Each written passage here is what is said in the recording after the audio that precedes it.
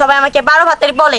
এর জন্য আমি স্ক্রিনের সামনে আসছি যে আমার জীবনের ঘটনাগুলো আমি আপনাকে শেয়ার করব, বা যারা দেখবে আমার ভিডিওটা তারাও বুঝবে।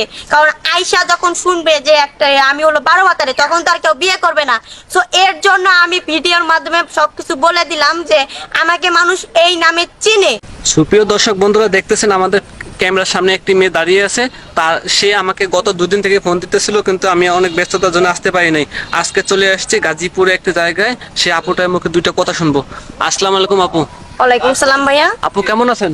ইনশাআল্লাহ অনেক ভালো আছি, আপনি ভালো আছেন? এই তো আলহামদুলিল্লাহ আপু। আচ্ছা আপু, আপনি আমাকে গত 2 দিন আগে ফোন দিয়েছিলেন, কেন ফোন দিয়েছিলেন আপু একটু বলবেন প্লিজ? আপনাকে ফোন দেওয়ার আমার একটা উদ্দেশ্য, যে উদ্দেশ্যটা মনে করেন আপনারা ছাড়া কেউ পারবে না। তো এর জন্য আপনাদের কল দিছি। মানে আমি একে একে কম করে হলো 50 থেকে 60টা প্রেম করছি, কিন্তু একটাও আমাকে বিয়ে করে নাই। মানে স্বার্থ যতক্ষণ ছিল ততক্ষণ আমার কাছে ছিল, স্বার্থ শেষ তারা আমাকে ধরা দেয় না।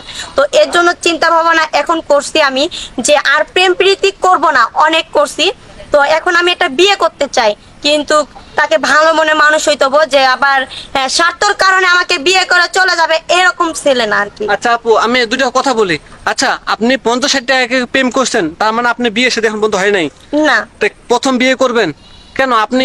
এই মিডিয়ার মাধ্যমে বিয়ে করতে চান কেন? গ্রামগঞ্জে অনেক ঘটকের কারবার বিয়ে করতে পারেন না? মানে গ্রামের মধ্যে যদি এখন বিয়ের কথা বলা হয় তখন বলে 12 ভাতারি। হ্যাঁ, মানে অনেক ছেলেদের সাথে সম্পর্ক করে, মেয়েটা ভালো না, অনেক কিছু বলে আর কি। এর জন্য আমি ভাবছি এই মিডিয়ারে মানে প্রচার করে আমি মিডিয়ার আর কি মাধ্যমে বিয়ে করবেন। বিয়ে শাদী বুঝতে করবো পারছি। আর কি। তার মানে আপনাদের অত্র এলাকার মধ্যে আপনি 12 ভাতা নামে পরিচিত। জি। এখন যদি কোনো ভালো ছেলে যদি আপনার এই সন্ধানে আসে, সে যদি আসার পর যদি শুনে আপনি 12 ভাতে সেই ছেলে যদি বিয়ে না করতে চায়, অতএব আপনার যা জীবনে সত্যি ঘটনা সেটা আপনি আজকে ভিডিওর মধ্যে বলে দেন। আসলে হয়েছে কি, যদি এরকম মন মানসিকতা থাকতো তাহলে আমার নিজের কথা আমি নিজে বলতাম না যে হ্যাঁ সবাই আমাকে 12 ভাতের বলে। এর জন্য আমি স্ক্রিনের সামনে আসছি যে আমার জীবনের ঘটনাগুলো আমি আপনাকে শেয়ার করব, বা যারা দেখবে আমার ভিডিওটা তারাও বুঝবে। কারণ আয়শা যখন শুনবে যে একটা আমি হলো 12 ভাতারে, তখন তো আর কেউ বিয়ে করবে না। সো এর জন্য আমি ভিডিওর মাধ্যমে সবকিছু বলে দিলাম যে আমাকে মানুষ এই নামে চিনে। হ্যাঁ, তো যেন ওনার মনে কোনো কষ্ট না থাকে, মানে আয়শা যেন না শুনে, আমি বইলা দিলাম আর কি।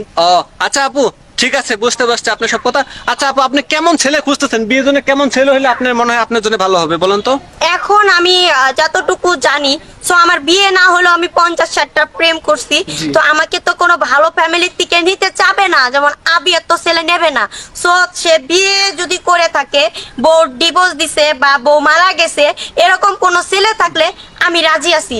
আর যদি কোনো ছেলে প্রচুর পরিমাণ গরিব হয়, হ্যাঁ, তাহলে সেক্ষেত্রে মনে করেন যে আমাকে নেবে, ওরকম মন মানসিকতা ভালো, তাহলে মনে করেন তাকে আমি কম করে হলো 2 থেকে 3 লাখ টাকা দিয়ে আমি তার সাথে চলে যাব, সমস্যা নাই। বুঝতে পারছি, তার মানে আপনি টাকা দিয়ে বিয়ে করবেন। আচ্ছা আপু, কোনো প্রবাসী ছেলে যদি আপনাকে নক করে বিয়ে শাদী করতেছে, আপনি সেক্ষেত্রে রাজি আছেন তো, তাই না? জি, তাহলেও রাজি আছি, কিন্তু হ্যাঁ উনারে ভালো মনের মানুষ হইতে হইব।